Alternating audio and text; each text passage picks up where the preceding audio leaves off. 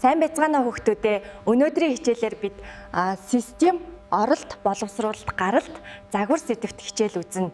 Та компьютер дээр мэдээлэл оруулахад яг юу болдог вэ? Энгийн товчлуур дарахаас эхлэн банкны гүйлгээ хийх хүртэл бүх зүйлийн цаана нэг энгийн гэхдээ хүчирхэг загвар байдаг. Юуны өмч систем гэж юу болохыг ойлгоцгаая.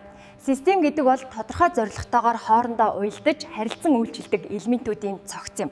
Харин мэдээллийн систем нь орчны мэдээллийг цуглуулж, боловсруулж, үр дүнгийг гаргадаг систем юм.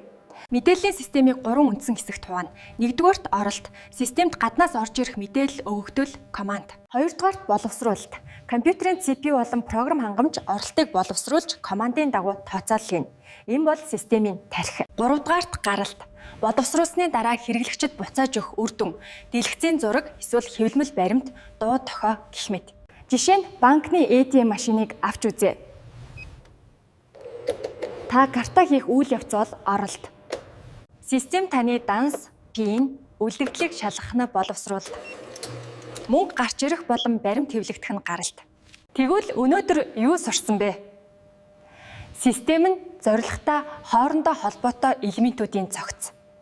Мэдээллийн систем нь оролт, боловсруулалт, гаралт гэсэн 3 үндсэн үе шатаар ажилладаг.